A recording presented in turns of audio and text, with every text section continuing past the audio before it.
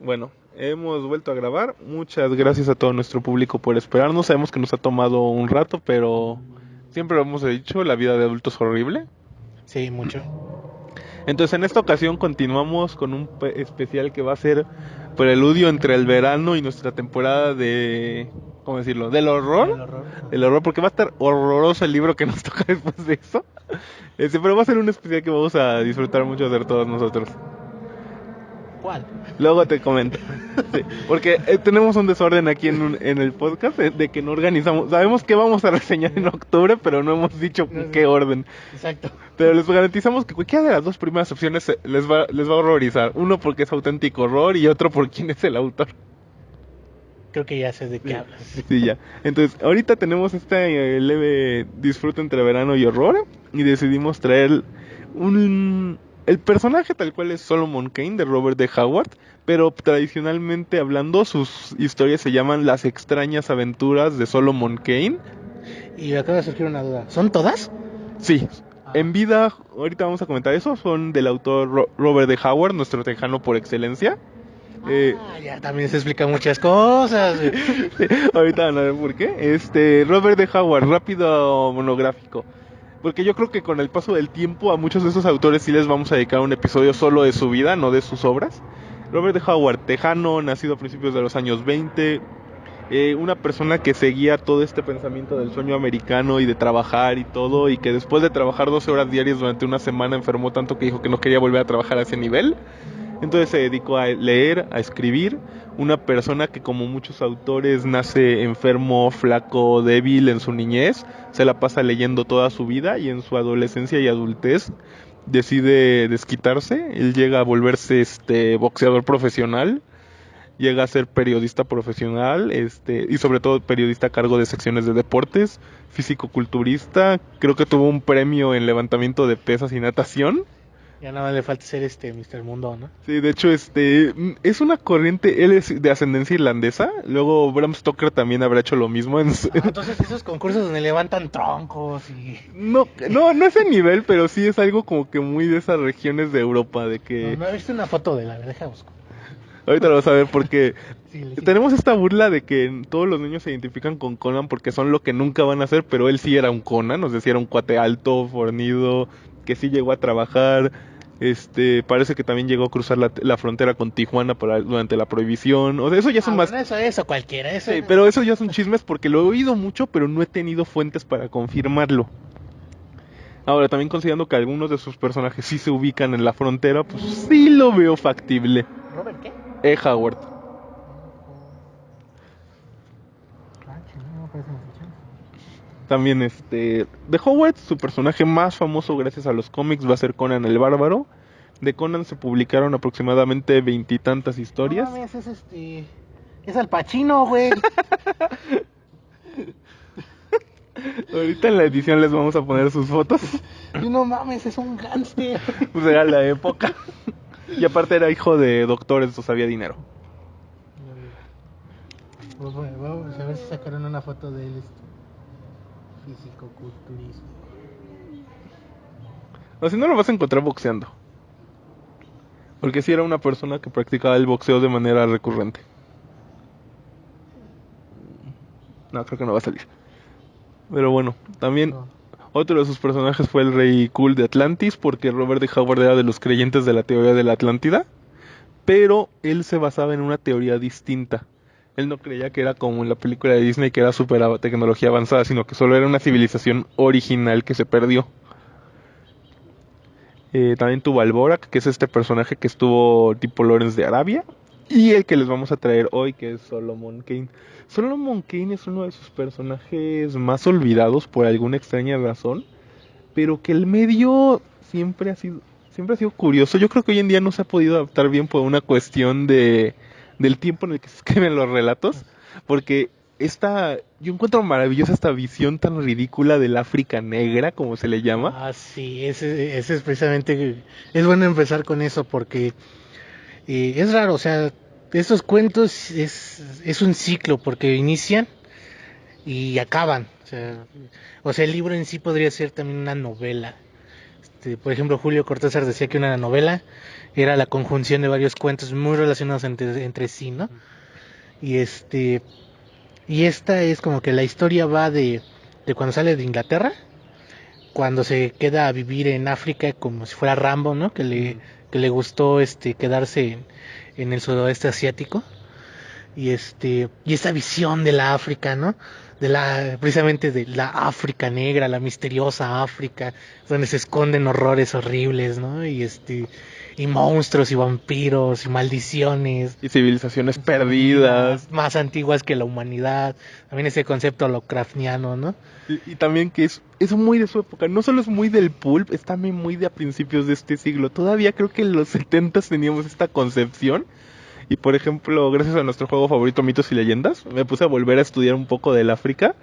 Y me reencontré con bastantes artículos que ya había leído de chavo. Yo le entré muy duro a la criptozoología cuando estaba morro. Y pues tenemos bestias como el gigante Tano, que es este gorila gigante albino que acecha a los pueblos de África. El Popobagua, que es esta especie de Dijin, demonio, vampiro, murciélago que ataca a los pueblos en las noches. El Mokelebembe, que en descripción básica es un brontosaurio, pero que todavía parece que acecha África. Todos estos posibles dinosaurios que todavía a principios de este siglo teníamos registros en archivos históricos, que ha habido N cantidad de expediciones por encontrar un dinosaurio vivo. Y esta es una visión bastante curiosa, ¿no? De los pueblos africanos son tan incivilizados y tan atrasados que donde viven a huevo ha de haber dinosaurios porque viven en otro mundo y en otro tiempo, ¿no? Y en un mundo que no tiene la civilización y que no tiene lo mismo. Que no avanzó, ¿no? Sí, que se quedó congelado en el tiempo y que es esta visión que te digo, todavía hasta los 60, 70 teníamos esta concepción muy mala de África, pero que es algo muy de su época. Entonces... Hasta que ¿cómo se llama el de Parque Jurásico? Michael Crichton. O sea que Michael Crichton ya dijo, sí puede haber dinosaurios, pero no en la naturaleza. Tienen que ser creados por el hombre que quiere jugar a ser Dios, ¿no? Exacto. Pero también nuevamente es una advertencia que les vamos a poner, igual que el comunicado que ahorita pasó la Warner Brothers con sus nuevas caricaturas. O sea, sí son estereotipos negativos, sí en su época también llegaron a estar tanto bien como mal, pero no podemos ignorarlos, porque ignorarlos sería volver a cometer ese error y hacer como que nunca pasó. Es negacionismo, chavos, sí. Creo que lo discutíamos un poco en el podcast de 1984, sí. ¿No? O sea, no podemos ir por ahí cambiando la historia. O sea, la historia tiene que ser incómoda. Y si Porfirio Díaz hizo una matanza de indígenas, pues la hizo y lo tenemos que decir, ¿no? Que el PRI fue un partido de dictadura, lo tenemos que decir, ¿no? No podemos simplemente olvidar las cosas. Sí, que si en algún punto se le dijo negro a una persona afrodescendiente, sí, no se puede olvidar que estaba mal dicho. En el caso de México, pues no es tan fuerte eso porque nuestra población es mestiza mayormente, aunque sí hay colonias de gente afrodescendiente, obviamente. Creo que el término... Aquí la cuestión de las personas afrodescendientes está más cabrona, porque negamos su existencia. De hecho. Sí, entonces, aquí no es que los discriminemos, pero es que hacemos como que no existen. Sí. Que, pues al menos a Martin Luther King lo veían, ¿no? Sí, no, pero también es un detalle porque, por ejemplo, se quejan mucho de la edición que sacó Valdemar y Club Diógenes, porque ellos sí traducen el negro. Entonces, pero la verdad es que está bien, no podemos negar que eso existe, que así se les dijo, que así pasó, mal como es, sí. Y aparte también hay que ser fieles al espíritu de las obras originales y nosotros siempre vamos a defender que hay que juzgar todo en su contexto. ¿Está bien? No está bien que se haya hecho así, pero hay que ver por qué pasaba aquí. Todavía, ¿cuándo Martin Luther King hizo la igualdad en Estados Unidos? A finales de los años 50. Y estamos hablando de escritos de 1929 a 1931, entonces... Escrito por un güey blanco. Tejano. Posiblemente republicano, quién sabe. Ahí sí quién sabe, no sé cómo estaba la división política en ese momento. Creo que Lovecraft sí era demócrata, no sé bien. No, Lovecraft no le entraba a la política. No, pero sí hay cartas donde se queja de la política estadounidense y europea. Pero, o sea, ahí sí él dice que no le entraba un partido, ¿no? Pero pues como que su visión del mundo era muy republicana. Sí. Pero también tenemos esta visión de los republicanos, nosotros como mexicanos, de que son como en Los Simpson, de que está el conde Drácula y que están todos estos villanos. Entonces también no nos hagan mucho caso. Yo la verdad es que a la política gringa le entiendo muy poco. O sea, sí he estudiado, sí me han explicado, tengo amigos que han vivido allá o que viven allí que me han contado más o menos cómo es, pero de todas maneras no termino de entenderlo. Algún día les prometo que me voy a poner a estudiar bien fuerte y les voy a explicar todo cómo está. Bernie Sanders para 2022. No. Sí. No, es el Atolini de los gringos. Noroña. O capaz que es los dos juntos. No, ya más respeto para tu próximo presidente, Noroña. Qué asco. No, luego te explico. Sí, no, la neta no. Pero bueno, ya nos desviamos. Entonces también, volviendo al tema, sí, está mal, sí va a ser incómodo leerlo bajo esos términos, porque sí son términos plenamente racistas. Sí son... la descripción de los habitantes de los pueblos, ¿no? Que solo las mujeres son bellas, pero pues los hombres son salvajes, enjutos, negros gigantes, los describe. Así literalmente. También luego lo describe como gorilas humanos, o no sé, tanto. Entonces es como que pues sí va a ser puede ser un poco choqueante así de, ¿no? Pero pues volvemos a lo mismo, fue escrito en los años 20. También había una concepción completamente eurocentrista de la novela de aventuras, ¿no? Y también había una concepción de que en África, porque inclusive básicamente. no había nada, y si llegaba a haber civilizaciones perdidas, siempre vamos a verlo con una historia que es de reinos de vampiros, pero por ejemplo, hay una novela que se llama Ella, del siglo XIX, y ahí toda la civilización es negra y todo, pero la raza gobernante son mujeres blancas. O sea, no tiene mucho sentido, pero de todas maneras hacemos esta noción de que como siempre solo se va a exaltar lo blanco, lo femenino o lo muy centrista, porque también todos son exploradores británicos. Y esta concepción viene, o sea, si analizamos en la historia, cuando los europeos empiezan a explorar el África, se encuentran con diversos pueblos y los empiezan a estudiar con lo que se llama ¿qué? ¿La historia? No, No. Ah, la cosa esta que medía su cráneo. Ajá, Sí. pero tiene un nombre, no, ¿qué? Bueno, es una concepción donde medían las facciones del cráneo y en base a eso determinaban su inteligencia y su nivel de humanidad. Se llama frenología, pero los métodos tienen un nombre en sí. Sí, que la frenología es horrible gracias a los holandeses, que creo que ellos fueron los que los inventaron. Y hay una historia muy curiosa que nos debe hacer pensar. Fue la conmemoración de la masacre Tutsi en no me acuerdo en qué país fue. Se celebró hace poco, creo en junio. Y o sea, los alemanes llegan a esta zona y en ese pueblo hay dos clases de personas, ¿no? Los Tutsis y los Hutus. Pero entre los habitantes de este país, ser Hutu o ser Tutsi era una cuestión de clase social. Llegan los europeos y empiezan a medir los cráneos de los Tutsi y los Hutus y empiezan a hacer diferencias que no existen en realidad. Y esta cuestión social la convierten en una cuestión biológica, de la naturaleza, entre comillas, ¿no? 2 siglos después, 1 millón de personas murieron en un mes a causa de esta diferencia racial, entre comillas. Sí, no, es terrible. Yo llegué, en el Museo de la Memoria y Tolerancia hay una sala completa dedicada a este evento. Pero sí, la verdad es que entiendan que en este contexto tan fuerte es en el que nos estamos manejando ahorita, de cómo se le veía al África de esta manera exótica, así llena de aventuras y de cosas inexploradas, pero también como esta visión hacía verlo todo de manera negativa. Y eso va a ser algo que vamos a ver en todas las historias de Solomon Kane. Solomon Kane tal cual no es un personaje racista, no es un personaje cruel y no es... De hecho lo deja muy claro, ¿no? Que, o sea, hay pueblos que lo empiezan a adorar como un dios y dices, no, bájenle de huevos. Yo no soy dios, yo soy un hombre. A pesar de que soy blanco, yo soy solo un hombre. Sí. No necesitan adorarme a mí. Regresen a sus pueblos, regresen a su vida. No, y también, por ejemplo, en Longa, que es este sacerdote Yuyu que le tira el paro en varias aventuras, él lo considera su hermano, o sea, lo considera su hermano de sangre. Sí, no, y literalmente, o sea, él lo ve en un estado de igualdad completa, a pesar de que es un hombre afroamericano, bueno, africano ya más bien. Volviendo a a la cuestión de los Tutsis y los Hutus fue en Ruanda. Ok.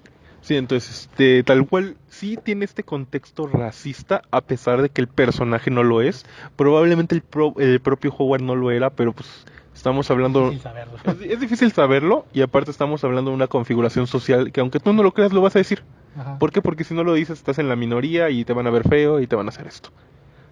Y en especial porque él tenía un puesto importante, ¿no? Entonces... O sea, tenía un puesto importante porque era el hijo del doctor de la ciudad, pero a él tal cual lo veían feo porque pues su papá, estamos hablando de que si ganaba $100 al mes entonces era rico, y él hacía $200 a la quincena vendiendo cuentitos. Entonces su papá sentía que su hijo era un inútil y que él, que se dedicaba a salvar vidas, ganaba menos. Pero es precisamente también esta cuestión de que mientras más dinero haces es porque eres más cómodo y más aceptable para un estatus, ¿no? Sí. Y también tiene que ver con que él ganaba dinero por la cuestión de que su mamá estaba perpetuamente enferma.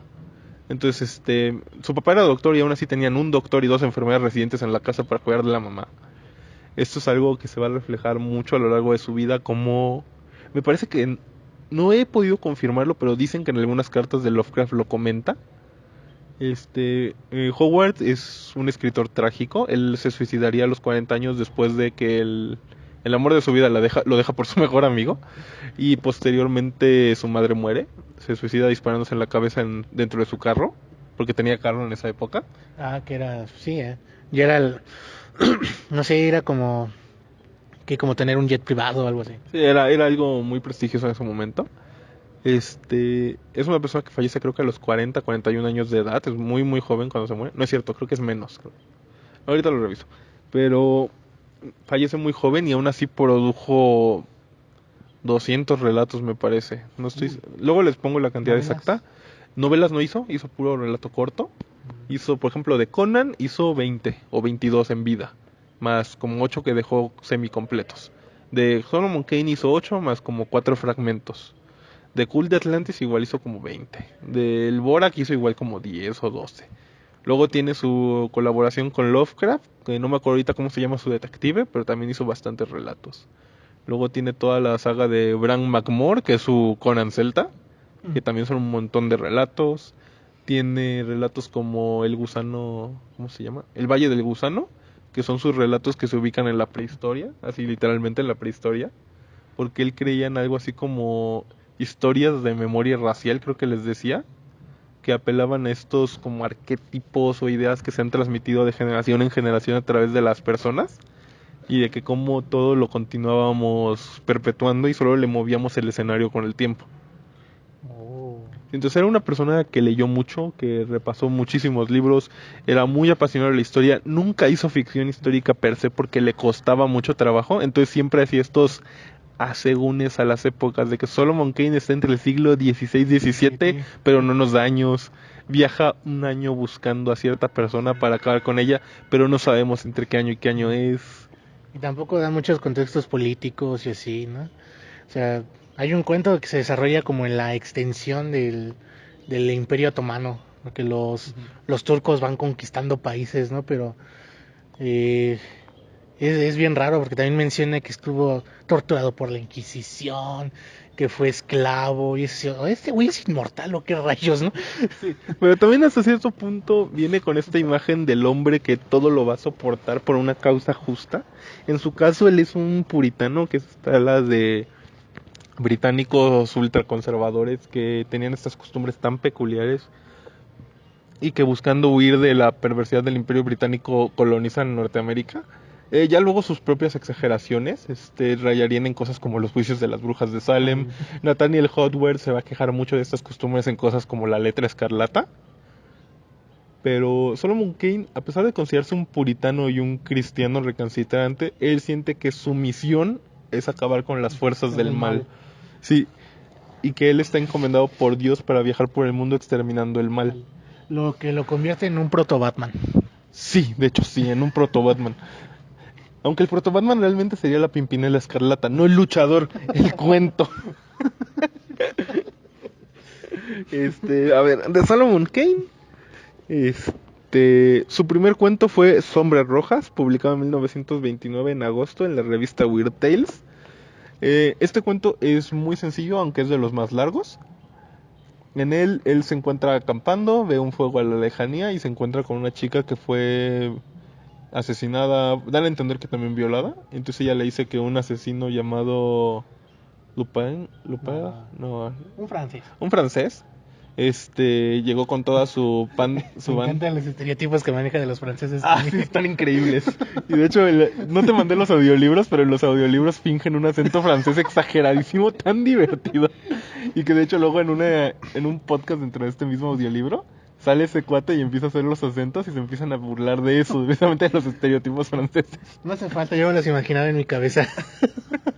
Sí, no, pero sí, su banda de ladrones llegan, masacran al pueblo, roban, queman y pues, Solomon Kane, conmovido por esta escena, decide que va a acabar con todos ellos.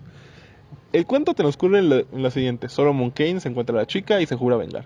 Corte A, los ladrones están aterrados porque Solomon Kane está acabando con todos ellos. De a poco, así como un slasher, así de uno por uno van cayendo. De hecho está increíble cuando ya los llega a atacar a la cabaña, tal cual como dice uno, de que salió y entonces una bala lo atravesó el cráneo y el otro cayó y al otro lo aventó por la ventana. O sea, la verdad es que Robert de Howard es muy bueno para las secuencias de acción. Y en Solomon Kane, como ya tenemos el uso de pistolas y de tecnología un poquito más avanzada que en Conan, sí se da el lujo de hacer cosas más raras que como que se sienten como un western. Yo por eso lo ubicaba en el siglo XVIII, XIX. Sí, no, pero pues, estamos hablando de novelas de más de época. Ajá. Pero bueno, el caso es que el ladrón se escapa, Solomon Kane regala el tesoro a los pobres, cosa que al ladrón le cala bien fuerte cuando se entera, y después de mucho viajar se lo encuentra en África, en un pueblo olvidado de todos los hombres. De donde ya no va a salir Solomon, Sí. se va a quedar ahí. Y de hecho aquí entra este conflicto del África mágica, donde es todo el tiempo ya los tambores resonan a lo profundo, aunque en realidad no hay nadie tocándolos. Pero que es así como en Jumanji, que oíamos a los tambores en la película. Imagínense algo similar. Entonces ya se encuentra el sacerdote Yuyu en Nonga. En Nonga, ¿no? Porque va con N y un acento. En Nonga. Que le dice que es un sacerdote Yuyu, que acaba de regresar a África porque estuvo de esclavo muchos años y ya se escapó. Pero pues por alguna razón el Longa le ayuda en su búsqueda, porque al parecer este ladrón junto con otro líder tirano se han apoderado de la tribu. Y está bien creepy porque Nolonga como que se muere y posee el cuerpo del que ha usurpado el trono, ¿no? Uh-huh. Y es así de... La descripción es muy, muy Lovecraft, pero en un contexto de aventura. Sí, y es mágico, es hermoso. Sí, de hecho, luego esta aventura va a continuar y vamos a tener lucha contra un monstruo, la lucha contra el francés, que está increíble cómo la describe, los espadazos, cómo se avientan la capa, quién se corta, cómo se gritan, cómo se burlan, y el final místico en donde básicamente le dicen: lárgate de aquí, sabemos que no es tu bronca, pero si vuelves te vamos a matar. Y es este final místico tan extraño, pero tan interesante. Sí, y pues ahí acaba.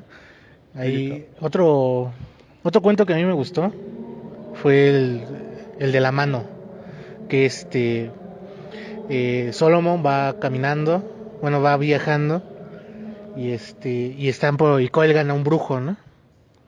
Y no, entregaron a un brujo y va a ser colgado al otro día, ¿no? Y el que lo entregó comparte cuarto con Solomon.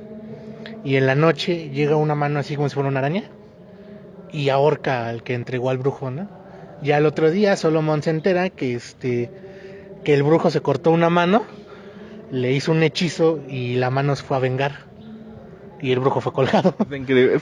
Yo me imagino que han de ser de sus fragmentos que también publicó, porque en esos fragmentos también está Los Jinetes Negros de la Noche, que es un fragmento que se quedó incompleto y que luego alguien ya terminó.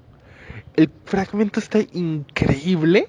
Habla de que Solomon está viajando nos dan a entender que es Alemania, y se encuentra una taberna, el tabernero lo recibe y se ponen a hablar del honor y de cuestiones de los caballeros y de cómo todo está en picada, y le dice: no, pues que yo te llamé aquí porque necesito que vayas a acabar con el ritual de los jinetes negros de la noche, que es un ritual que existe desde la época de los romanos, y tanto este contexto místico, un ambiente increíble. La historia se acaba muy rápido para mi gusto, ya luego me enteré que es por eso, de que es un fragmento. Una pena que Howard no terminara muchos de estos relatos porque están increíbles. Pero siguiendo con los relatos, también a mí me gustó mucho Un bailoteo de huesos. Un bailoteo de huesos sí es de los relatos que él escribió completos. Es un cuento muy cortito. Y básicamente él, en compañía de otro francés, Ah, sí, sí, sí. llegan a una taberna que se llama El Cráneo Hundido.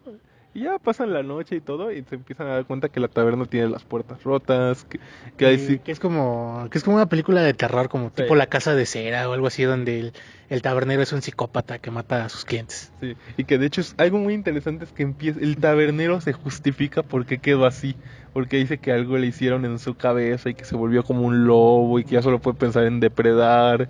O sea, es algo muy interesante, porque Howard atribuye en Solomon Kane a sus villanos dos características.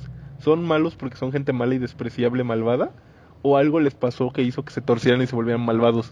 Y eso es algo bien interesante. ¿Qué es esta, pues esta visión cristiana del bien y el mal, ¿no? De que a huevo uno elige ser malo, ¿no? Ujú. O que a alguien le tiene que pasar algo para ser malo, Sí, man. pues, sin contexto ni nada. Sí, pero también tiene que ver en que estamos viendo a un puritano pelear. Para pelear. Y insisto, es bien interesante su visión del puritano y bueno, su visión del universo, ¿no? O sea, él como defensor de los débiles, él como una especie de mano de Dios justiciera, ¿no? Básicamente. También, el cuento es muy corto, no dura mucho. A mí me gustó muchísimo, tiene muy buen ambiente, tiene... Ajá. Es como una película de terror en 20 minutos. Y vale mucho la pena, la verdad es que Estaría re buena una adaptación de eso. sé que hay cómics, no sé qué han adaptado tal cual. Porque los cómics de Solomon Kane siempre han sido más... aparecen y desaparecen. De hecho, inclusive llegó a haber un crossover de Conan con Solomon Kane, que no tiene mucho sentido por las épocas, pero había. Los mundos, güey. Sí, básicamente. Pero sí, o sea, sé que hay un par de cómics que la gente considera muy buenos. Y creo que Los Jinetes Negros de la Noche sí tuvo adaptación, pero no sé. Hay una película, vamos a hablar de ella más adelante. El de no me acuerdo si se llama Las Cavernas Interiores o La Fuerza del Interior, que es uno de los últimos cuentos que alcancé a leer. En este cuento básicamente Solomon Kane está viajando por ¿cómo se llama? El borde entre África y el Imperio Árabe. Turquía, no, Egipto, pues. Sí, está por esas partes y entonces se encuentra una compañía de vendedores de esclavos. Él se enoja y decide liberar a los esclavos. Ah. Lo atrapan. El jeque árabe dice que lo va a conservar porque lo puede vender a muy buen precio a sus enemigos. Exacto, lo que se lo va a vender a un güey que le mató a no sé a quién, pero la trae contra él. Sí. Entonces, dentro de esto se encuentran con una especie de cripta y deciden abrirla y ahí es donde emerge un ser Lovecraftiano y horrible. También es un cuento muy cortito, pero es muy divertido de leer. Es también el último que leí y es el último sobre Solomon Kane. Bueno, también está Las Colinas de la Muerte, que es el que tú leíste, que yo no alcancé a Ah, leer. sí, Las Colinas de la Muerte es Solomon Kane va por su viaje en África. Así se calcula que está en el centro de África por el Congo o algo así. Y y ve que los pueblos se esconden pero a la vez adoran a unas criaturas que son como unas arpías, pero no son arpías con alas como de águila, sino de murciélago, ¿no? Y y Solomon Kane decide que pues les va a tirar paro, ¿no? Y porque las gárgolas estas viven en viven en unas colinas. Y pues lo que hace es quemarlas. O sea, también es un cuento muy corto y le ayuda a Nolonga. También es muy Van Helsing, pero la película. ¿Y cuál otro está? ¿El de pueblo de qué? en- Porque también hay un de vampiros. Sí, yo creo que es de School in the Stars, que es Ese es el más largo. Sí, ese es donde está viajando por el pantano, pero yo nada más leí el inicio. Ese es Ese es un cuento muy largo, es una novela corta, casi casi. Él va buscando una chavita que secuestraron y la vendieron como esclava. Dice que lleva años buscándola y por fin la encuentra en un lugar perdido de la África negra, mágica y mística. Y Tenemos que hacer memes, ¿o no? y el y este imperio está gobernado por una reina, pero esta reina de Solomon la llama Lilith. Pero es una cosa más antigua, la reina es un ser Lovecraftiano. Okay. Y pues eso, o sea, va peleando, tiene escenas de acción así bien cabronas, así de pasadizos secretos, tengo que ir corriendo y tengo que escoger una escalera y si me equivoco van a matar a la morra, subo la escalera equivocada, tengo que saltar de una torre a otra, peleo contra Lilith y la pelea contra Lilith está chida porque hay magia. Y o sea, y Solomon Kane ahí todavía no tiene el bastón Yuyu. Sí. Entonces le gana con el puro poder de su voluntad. Sí, porque Solomon King está armado con un estoque, con pistolas Flintlock, con rifles Flintlock también a veces, y un bastón Yuyu, que es el bastón del rey Salomón. El bastón del rey Salomón, el bastón de Moisés, el cetro que usó Julio César, es toda una... O sea, es un artefacto que existe antes que la humanidad. Y porque le reclama a Nolonga, ¿por qué no haces más para protegerme de las criaturas? Ah, porque se lo da en un cuento donde pelea contra como unos zombies, Sí. unos zombies vampiro. Sí, tiene que defender toda una aldea, ¿no? De Ajá. todos ellos toda la noche. Sí, creo que ese también tiene cómic. ¿No? Y y dice, ¿por qué no haces más? Y Nolonga pues le dice, yo no lo hice, es un bastón que ha existido. Perdón por lo que voy a hacer, pero así me lo imaginé. Yo no hacerlo. Existir desde antes que hombres. De hecho, así habla, así está escrito en la versión en español, al menos la de Valdemar. Y también el audiolibro que yo escuché en Longa sí habla así. Sí. O sea, es que así está escrito, güey, pero... Sí, nuevamente la época de su contexto.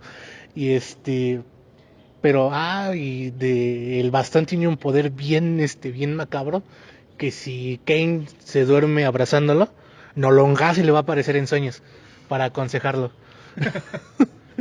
Y bueno, en este cuento donde tiene que matar a unos zombies vampiros que asolan a los pueblos, ellos viven en un valle. Y y es un pueblo donde hacen como comercio y así, o sea, son seres pensantes, ¿no? Y entonces lo que hace es moja un montón de cuerda en un combustible raro y como que lo amarra alrededor del pueblo y le prende fuego. Fácil. Fácil. Sí, fíjate, me recuerda mucho al Valle de los Vampiros de Calimán, ahorita que lo mencionas. Ah, pero para esto, no, ese es en el otro cuento, porque en el cuento donde pelea contra las gárgolas, Nolonga hace un hechizo para atraerlos a todos. Y de ahí Solomon los quema también. Sí, como podrán ver, nos la hemos pasado bomba con Solomon Kane. Son cuentos muy divertidos. Es que, bueno, el cuento de, de Schools in the Stars, yo lo leí en el trabajo. No, es que tenemos horas, sí, horas, sin hacer nada. Sí, te creo porque yo en mi otro trabajo llegaba a tener una hora sin hacer nada. Y pues me puse a leerlo. Es así de, la verdad que no llegue nadie, que no llegue nadie, que no llegue nadie. Pero o sea, son las escenas de acción, es lo dinámico de la narración, a pesar de que, por ejemplo, este cuento es muy largo, se siente muy dinámico, es muy, muy bueno. Y pues sí, es muy divertido en ese sentido. Sí, son cuentos muy buenos. Yo creo que por algo de todos los de la Weird Tales, Howard era el más popular y el que más ganaba. Con todo que la Weird Tales le terminó debiendo millones de dólares de hoy. Creo que le llegó a deber $300 o algo así. Uy, Que en la época era una lana. una lana. Sí, entonces yo creo que queremos que se note que aunque Conan siempre ha sido muy popular en este siglo, Howard tenía muchos más personajes tiene un... Sí, es un escritor de hoy en día entretenimiento, pero que de verdad no se la van a pasar mal leyéndolo. Solomon Kane tiene relatos de acción súper entretenidos, súper interesantes. De esto que hoy en día llamamos la Dark Fantasy, la fantasía oscura. Aunque de acuerdo al maestro Roberto Cori el término correcto es fantasía siniestra. La verdad, si les gusta ese estilo si les gusta la película de Van Helsing de Hugh Jackman... Sí, las historias de cazadores de monstruos es así de imperdible. Sí, la verdad, vean esa película y si dicen, sí me late este estilo, obviamente más churres con la película, váyanse a Solomon Kane, los cuentos son muy buenos. Hay 2 ediciones de sus cuentos en español, ambos bajo el título Las extrañas aventuras de Solomon Kane. Incluyen un relato no canónico que no me acuerdo cómo se llama, pero es de otro autor. Las ediciones son de Valdemar y de Club Diógenes. La de Valdemar es un libro enorme, la de Club Diógenes es un libro chiquito. Hay como $400 de diferencia, así que elijan ustedes su veneno. Hay cómics, no los he podido leer, he visto imágenes. El dibujo varía de bueno a decente a malo, mayormente bueno. Hay una película de 2011 dirigida por M.J. Bassett, creo que se llama. La película es muy buena. Se usó en efectos prácticos. Se filmó en Praga, me parece. Y habla de Solomon Kane, cómo pasa. Aquí su origen es distinto. Aquí su origen es un príncipe que se exilia porque no se quiere volver sacerdote. Porque él sí quiere. En los cuentos no tiene origen. No tiene origen. Yo creo que la idea de Howard era un poco similar a Conan, de irle cambiando historias, de irlo mandando aquí, hacia atrás, antes, después. Y como se quitó la vida muy joven, no le pudo dar, a diferencia de Conan, que sí tuvo ese origen de joven, luego del rey desterrado, huérfano, que tenía que ir a reclamar su trono. Sí, que eso ya también es parte del origen expandido, porque Conan, su primer cuento es como Conan Rey. Oh. Y ya luego lo vimos como Conan de joven, Conan de pirata, Conan de mercenario. Conan en la cocina, ya casi. Sí, de hecho sí, es que hizo todo, o sea, y la verdad es que también mucho tiene que ver con su universo expandido.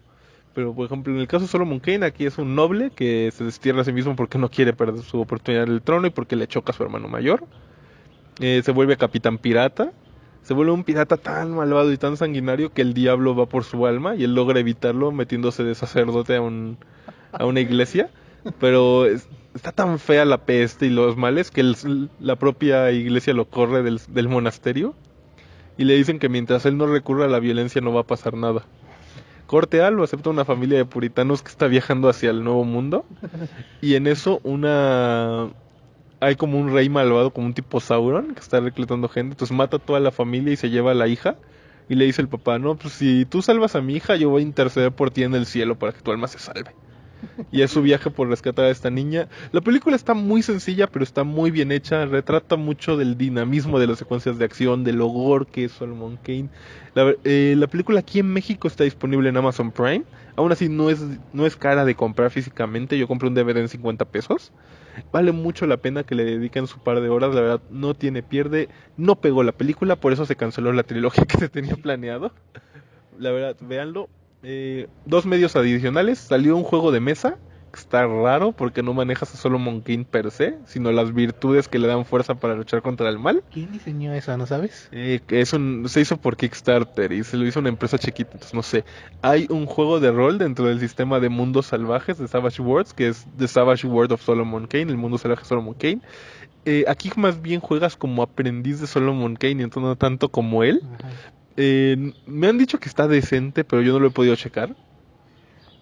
Tiene una carta en Mitos y Leyendas. Tiene una carta en nuestro juego favorito, Mitos y Leyendas, como el Mega Real de los Caballeros en Legado Gótico y Legendaria también. Que parece un vaquero y yo por eso me hice ideas erróneas. Sí. Y también tiene un playmat de esa carta, el cual espero comprar pronto. Ahora, Solomon Kane, ¿lo recomendamos? Sí, tiene el sello de aprobación. Tiene el sello de aprobación, nada más aguas con la del África si son un poquito espantados. Ajá. La verdad, ignoren eso. Y diviértanse, porque son historias de acción muy divertidas, muy entretenidas. Pues sí, la verdad. Bueno, en el siguiente episodio vamos a ir a algo nacional ya. Más. Sí, también para ver si conseguimos patrocinio. Sí. Y también porque viene el mes patrio. Viene el mes. Viene el mes patrio y eso implican 2 cosas. Mi cumpleaños y la independencia. Y cohetes, muchos cohetes. Yupi. Espero que en tu pueblo no vuelvan a destruir el Cohetelandia. Oh, sí. F. Bueno, vámonos. Muchas gracias por haber escuchado la Biblioteca Eterna. Recuerden seguirnos en Facebook y en YouTube. Vamos en Instagram. No es cierto. No es cierto. No es cierto. Solo tenemos Facebook y YouTube. Próximamente vamos a estrenar una dinámica, entonces estén pendientes de nuestras redes sociales. Comenten, nada más vean, comenten. Sí, también saludos. Nos dejaron ahí un comentario en el podcast del Campeón Eterno. Muchas gracias. También no solo comenten, sino denle like y compártanos. Si tienen grupos de discusión de libros, si tienen grupos, todos estamos en un grupo de Villamelones, todos estamos en uno, se los aseguro. Compártanlo ahí en su grupo de... Si son maestros y quieren matar una hora de clase, pues pongan un video nuestro, no hay problema. No hay problema, el contenido está leve en el video, se los aseguramos.